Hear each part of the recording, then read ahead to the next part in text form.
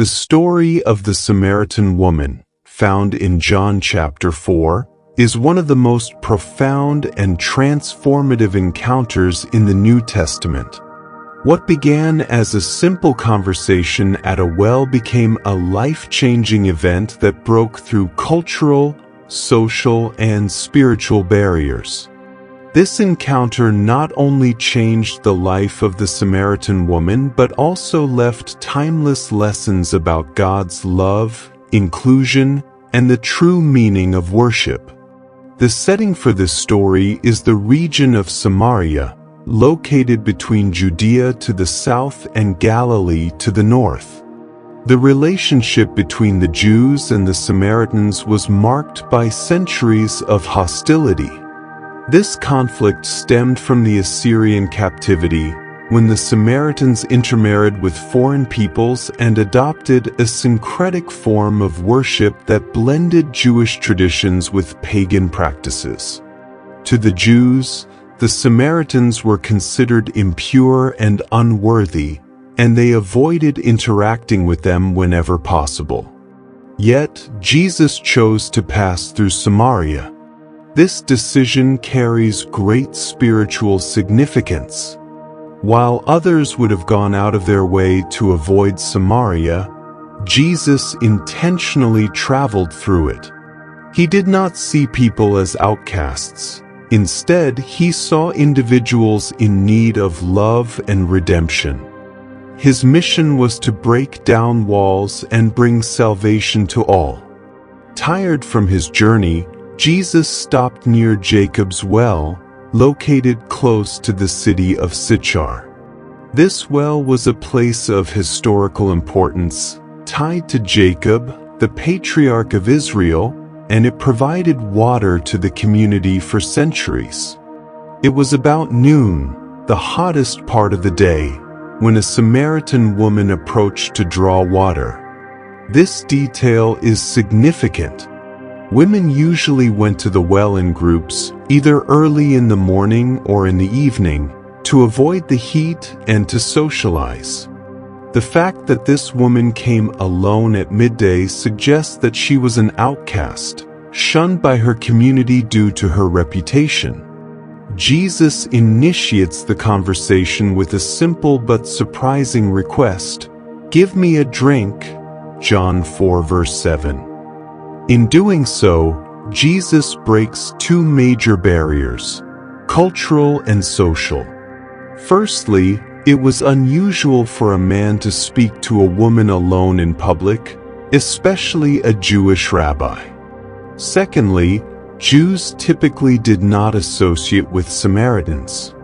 The woman, astonished, responds, "How is it that you, being a Jew, ask a drink from me, a Samaritan woman?" John 4 verse 9. Her question reveals the depth of the division between their peoples. Jesus, however, moves the conversation to a deeper level. "If you knew the gift of God, and who it is who says to you, 'Give me a drink,' you would have asked him, and he would have given you living water." John 4 verse 10. The phrase "living water" intrigues the woman. In her cultural context, living water referred to flowing or fresh water, which was superior to stagnant water from wells. Still thinking in physical terms, she questions how Jesus could offer such water without a bucket or tools.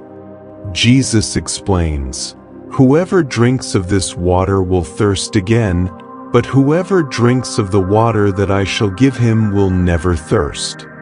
But the water that I shall give him will become in him a fountain of water springing up into everlasting life."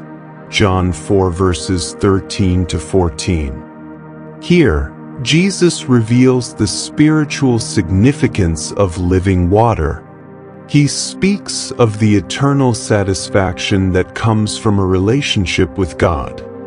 Physical water quenches thirst temporarily, but the spiritual water Jesus offers satisfies the soul forever. The woman, touched by his words, responds, "Sir, Give me this water, that I may not thirst, nor come here to draw. John 4 verse 15. Though she does not yet fully understand, her heart is beginning to open. Jesus then addresses a personal aspect of her life. Go, call your husband and come here. She replies honestly, I have no husband. Jesus, displaying divine knowledge, says, You have well said, I have no husband, for you have had 5 husbands, and the one whom you now have is not your husband. John 4 verses 16 to 18. This moment is crucial. Instead of condemning her, Jesus confronts her reality with love and truth. He sees beyond her reputation and her past, focusing instead on her value and dignity. Recognizing that Jesus is no ordinary man, the woman shifts the conversation to a theological matter. Our fathers worshipped on this mountain, and you Jews say that in Jerusalem is the place where one ought to worship. John 4 verse 20. Jesus replies with a revolutionary truth. The hour is coming when you will neither on this mountain, nor in Jerusalem, worship the Father. God is spirit, and those who worship him must worship in spirit and truth. John 4 verses 23 to 24. Jesus reveals that true worship is not confined to a specific place. Instead, it comes from a sincere heart, through a genuine connection with God. The woman then speaks of the coming Messiah. I know that Messiah is coming, who is called Christ. When he comes, he will tell us all things. John 4 verse 25. In one of the most powerful declarations in the Gospels, Jesus reveals himself. I who speak to you am he. John 4 verse 26.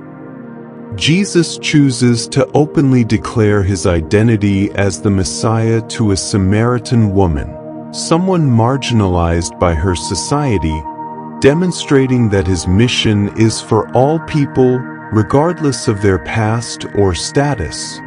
Transformed by this encounter, the woman leaves her water jar and runs to the city, saying, Come, see a man who told me all things that I ever did. Could this be the Christ?